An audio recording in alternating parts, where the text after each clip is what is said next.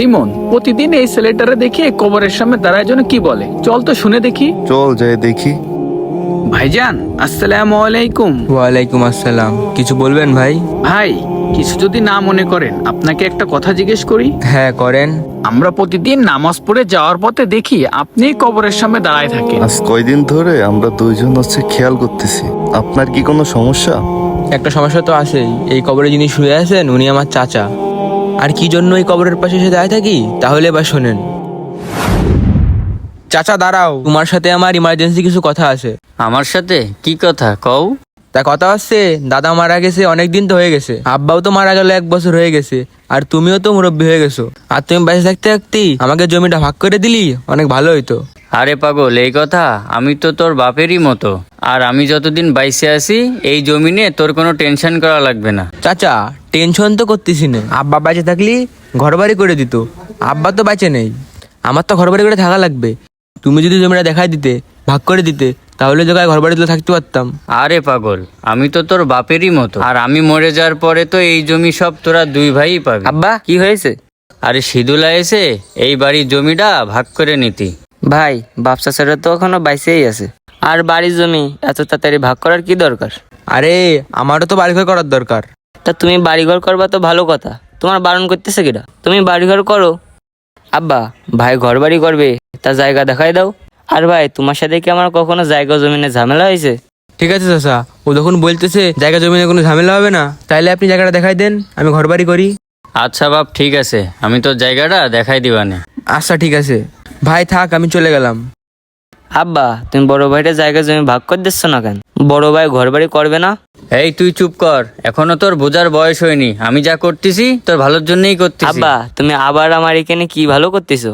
আরে পাগল, তোর দাদা মরে যায় সব সম্পত্তি আমাদের কাছে রেখে গেছে, আর তোর চাচাও মরে যায় সব সম্পত্তি আমার কাছে থুয়ে গেছে। এখন যদি আমি মারা যাই তাহলে এই সম্পত্তি তুই একা পাবি না, তোর ভাইও পাবে। এটা তো ঠিক কথা, তুমি মরে যাওয়ার পরে এই সম্পত্তি তো আমি আর আমার ভাই পাবো।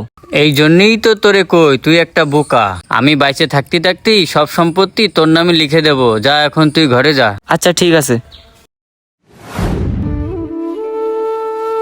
ইসরাফিল। হ্যাঁ ভাই বলো। ভাই, চাচা তো মরে গেল বেশ কিছুদিন হইলো, তাহলে এবার আমার জমিটা বুঝাই দে, আমি ঘর বাড়ি করি। তোমার আবার কিসের জমি? আব্বা তো মরে যাওয়ার আগে সব জমি আমার নামে লিখে দিয়ে গেছে। কি করছিস ভাই সব? তুই কি পাগল টাগল হয়ে গেলি নাকি? হ্যাঁ, আমি পাগল হয়ে গেছি। যাও, বেরো আমার বাড়িতে, বেরো। এই হচ্ছে বিষয়, সবই তো শুনলেন ভাই। ঠিকই তো আছে ভাই, তাহলে সমস্যা কোথায়? সমস্যা হচ্ছে ভাই, আমার চাচা মারা যাওয়ার আগে আমার আব্বাকে এবং আমাকে ফাঁকি দিয়ে আমার চাচা সব সম্পত্তি তার ছেলের নামে লিখে দিয়ে গেছে। যেই চাচাতো ভাই আমাকে বলছিল আমাদের ভিতরে জায়গা জমি নিয়ে কোনো সমস্যাই হবে না, কিন্তু চাচা মারা যাওয়ার 2 বছর পর সেই চাচাতো ভাই আমাকে বলতেছে এই জমিতে তোর কোনো ভাগ নেই, এই জায়গা জমি সব তার, আর সেই আমারে ঘাড় ধাক্কা দিয়ে ওই বাসার থেকে বের করে দিয়েছে। আর আপনারাই বলেন, আমার চাচা বেইমানি করে আমাকেই ফাঁকি দিয়ে চলে গেল না? ভাই, সবই তো বুঝলাম, কিন্তু আপনি কবরের পাশে দাঁড়াই প্রতিদিন কি করেন? এই কবরের সামনে আমি কি জন্য আসি আপনারা এখনো বোঝেননি? ভাই, আপনি যদি আমাদের না বুঝান তাহলে আমরা বুঝবো কিভাবে? আপনি এই কবরের সামনে কি জন্য আসেন?